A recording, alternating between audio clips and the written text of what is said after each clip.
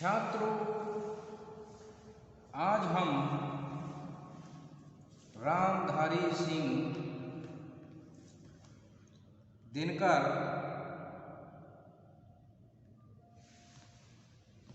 की कुरुक्षेत्र के षष्ठ सर्ग की प्रमुख पंक्तियों को लेकर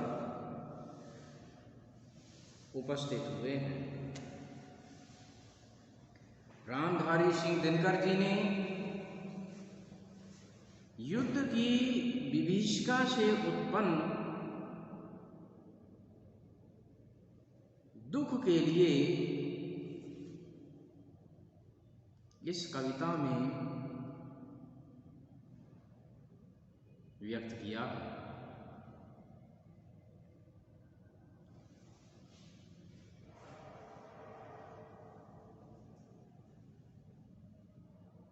तो आइए छात्रों, जानते हैं आज की इस कविता के विषय में।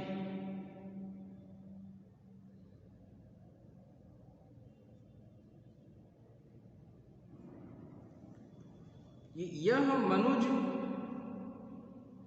ब्रह्मांड का सबसे सुरम प्रकाश, यह मनुज ब्रह्मांड का सबसे सुरम्य प्रकाश, कुछ छिपा सकते न जिससे भूमि या आकाश। कि यह जो मनुष्य है, यह मनुष्य ब्रह्मांड का सबसे सुरम्य माने सुंदर ऐसा प्रकाश है, रमणीय प्रकाश है, जिससे कोई भी चीज छुपी हुई नहीं है। सब कुछ इसके प्रकाश में दिखाई देता है, चाहे भूमि हो और चाहे आकाश हो। सबके रहस्यों का उद्घाटन इस प्रकाश के द्वारा किया गया है। ये मनुज जिसकी शिखा उद्दाम, ये मनुज जिसकी शिखा उद्दाम, कर रहे जिसको चराचर भक्ति युक्त प्रणाम।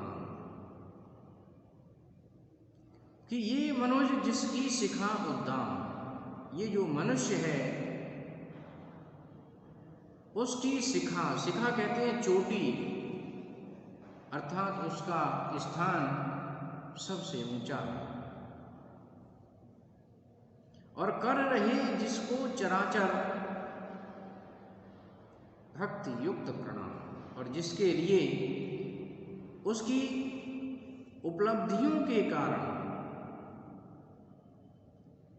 उसकी तकनीकी के कारण, उसकी समृद्धता के कारण कर रहे चराचर भक्ति युक्त प्रणाम। चर और अचर भक्ति से युक्त होकर इसको प्रणाम कर रहे हैं। यह मनुज जो सृष्टि का श्रृंगार, यह मनुज जो सृष्टि का श्रृंगार, ज्ञान का विज्ञान का आलोक का आधार। यह जो मनुष्य है वह सृष्टि का श्रृंगार है, अर्थात उसकी शोभा के लिए बढ़ा रहा है। जिस प्रकार से एक स्त्री आभूषणों को धारण करने से, उसके श्रृंगार करने से उसके सौंदर्य को बढ़ाया जाता है, उसको और सुंदर बना दिया जाता है, उसी प्रकार से ये जो मनुष्य है इस सृष्टि का श्रृंगार है, अर्थात वह सृष्टि के लिए सुशोभित करता है। ज्ञान का विज्ञान का आलोक का आधार, आगार कहते हैं भंडार के लिए। और ये जो मनुष्य है यह ज्ञान का भी भंडार है, विज्ञान का भी भंडार है और आलोक का भी भंडार है, अर्थात प्रकाश का भी भंडार है। तो इस प्रकार से ये जो मनुष्य है, ये मनुष्य हर प्रकार से समृद्ध और सर्वशक्तिमान दिखाई देता है। इस सृष्टि में जितने भी प्राणी दिखाई देते हैं उन सभी प्राणियों में यह सभी सर्वशक्तिमान प्राणी मनुष्य दिखाई देता है।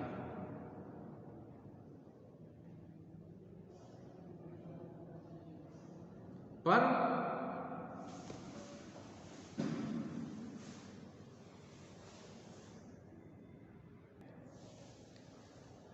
सको सुन तो सुनो मंगल जगत के लोग, कि परंतु सको सुन तो सुनो मंगल जगत के लोग, तुम्हें छूने को रहा जो जीत कर दो।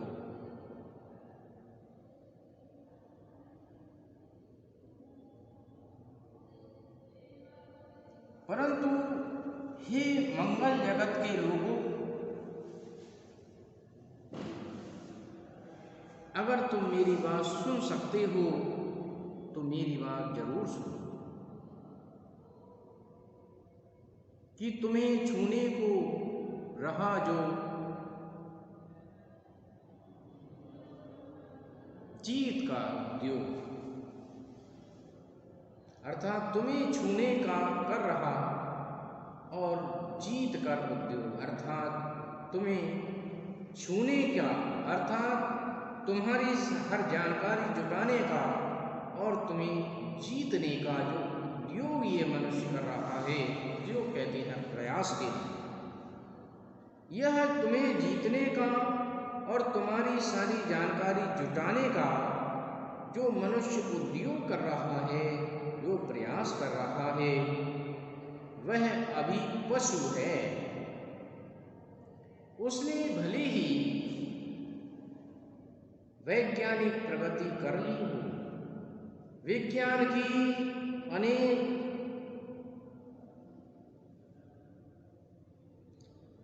तकनीकियों को जान लिया हो, उसने अपने को अत्यधिक विकसित कर लिया हो, फिर भी वह अभी विचारों से वह अभी पशु है, निरा पशु, हिंस्र रक्त पिपासु है। वह निरा पशु, हिंस्र माने हिंसा करने वाला है, क्योंकि जो उसने परमाणु अस्त्र बनाए हैं ये हिंसा के उद्देश्य से ही बनाए हैं।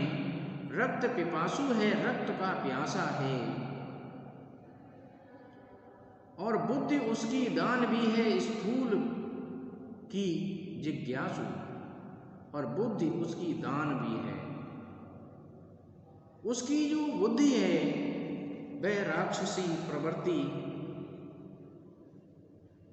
लिए हुए है, और जो कुछ भी उसे स्थूल दिखाई देता है वह सब कुछ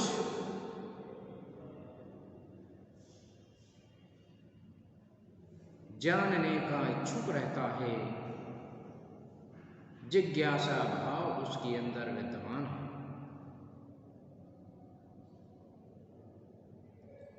कि कड़कता उसमें किसी का जब कभी अभिमान,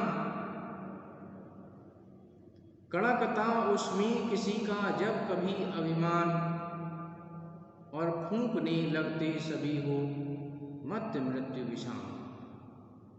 कि कड़कता उसमें किसी का जब कभी अभिमान, अभिमान कहते हैं गर्व के लिए, और फूंकने लगते सभी वो मध्य मृत्यु विषाण,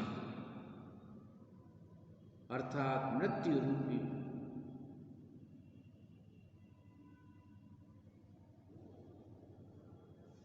विषाण में भी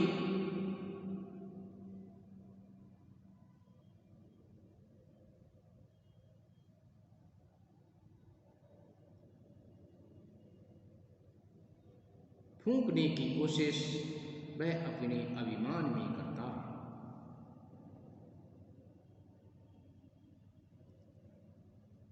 तो इस प्रकार से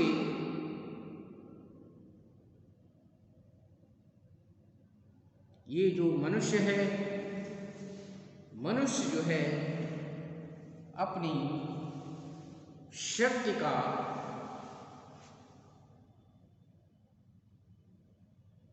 दुरुपयोग करने लगा है।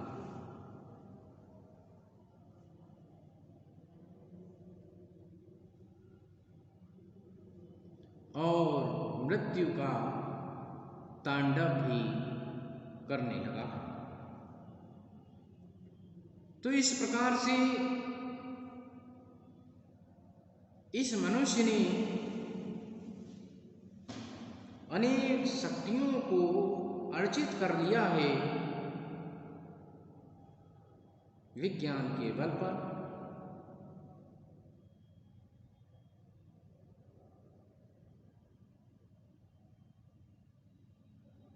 और वह प्रकृति को भी नियंत्रित करने की कोशिश कर रहा है।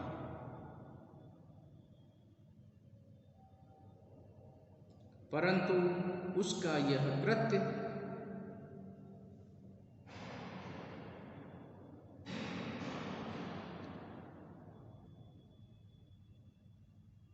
कहीं ना कहीं पूरे मानव समाज के लिए खतरे की घंटी के रूप में साबित हुआ है, क्योंकि उसके द्वारा निर्मित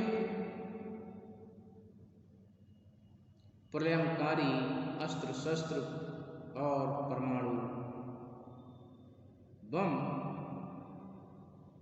निश्चित ही एक दिन मानव समाज के लिए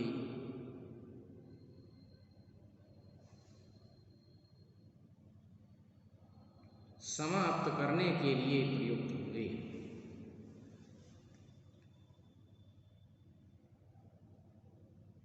तो इस कविता में दिनकर जी ने एक तरफ मनुष्य की वैज्ञानिक प्रगति के लिए प्रस्तुत किया है, तो दूसरी तरफ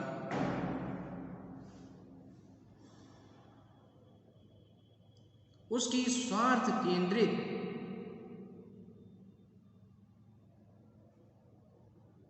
प्रवृत्तियों को भी उजागर किया। तो मैं समझता हूं कि छात्रों आपने इसको समझा अवश्य ही होगा। धन्यवाद।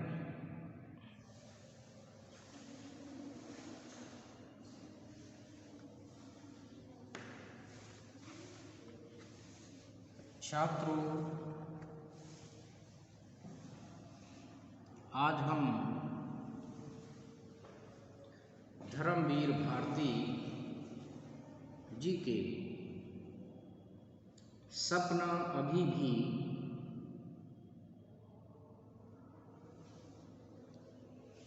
कविता के अंतर्गत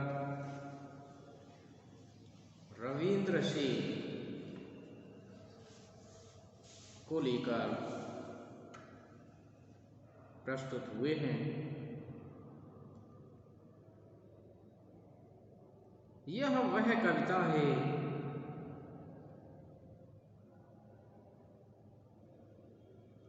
जिसमें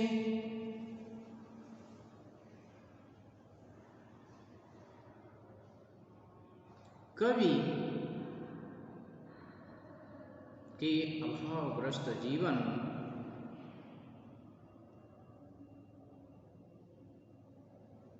और त्रासद और स्थितियों का अंकन देखा जा सकता है।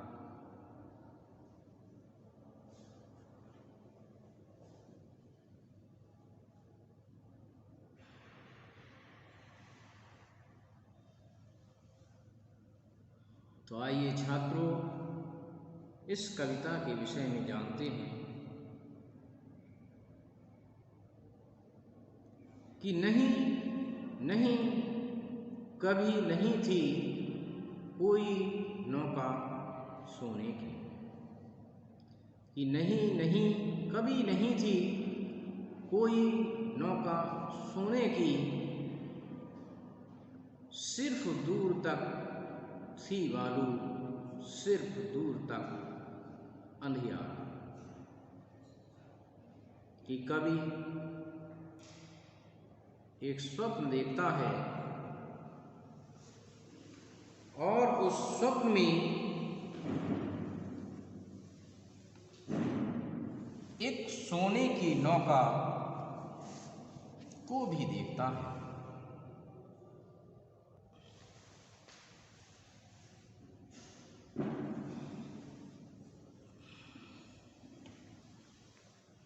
सिर्फ दूर तक थी बालू, सिर्फ दूर तक अंधियारा।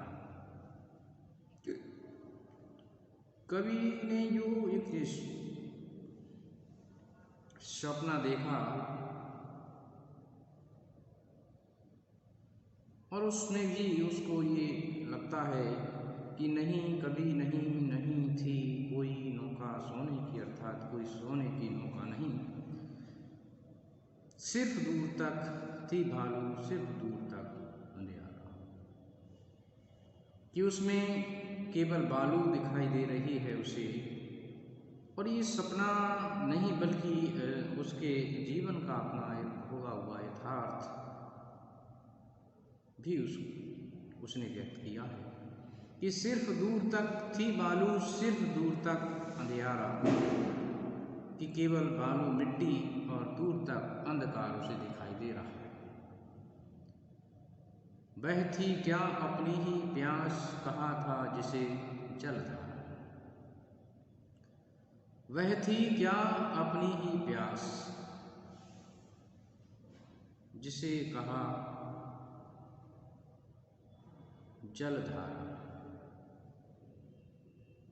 जलधारा कहते हैं जल की धार के लिए। वह थी क्या, क्या वाकई अपनी प्यास थी उसकी, जिसको वह जलधारा कहता था।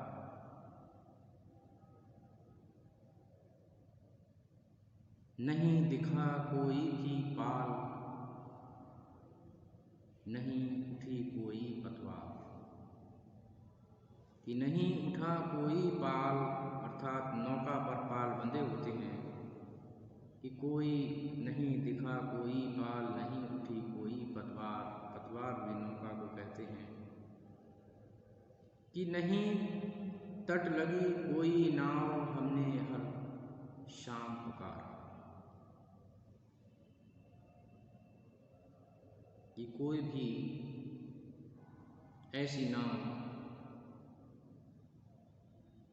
तट के किनारे उसे नहीं दिखाई दी, हमने हर शाम पुकारा। अर्थात कवि की जो अपेक्षाएं थी, उसकी अपेक्षाओं जैसी कोई भी नाव उसे प्राप्त नहीं होती है। अर्थहीन निकला वह गीत, शब्दों में हम हुए व्यतीत। कि अर्थहीन निकला वह गीत,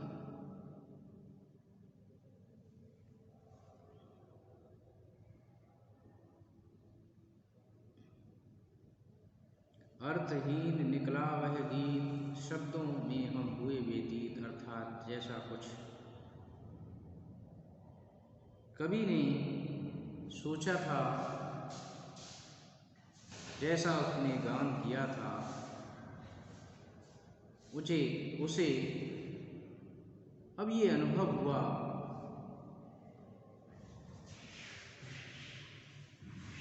कि उसके गान का कोई अर्थ नहीं, शब्दों में हम हुए व्यतीत, अर्थात इस प्रकार से शब्दों को गान करते हुए समय को व्यतीत किया।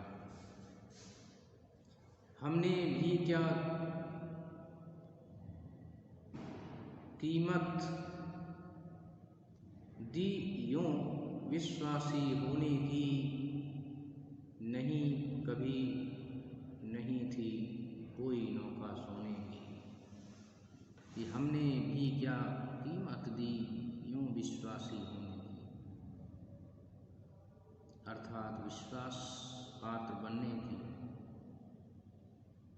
कवि ने हमने भी क्या कीमत, मतलब उसने जो समय व्यतीत किया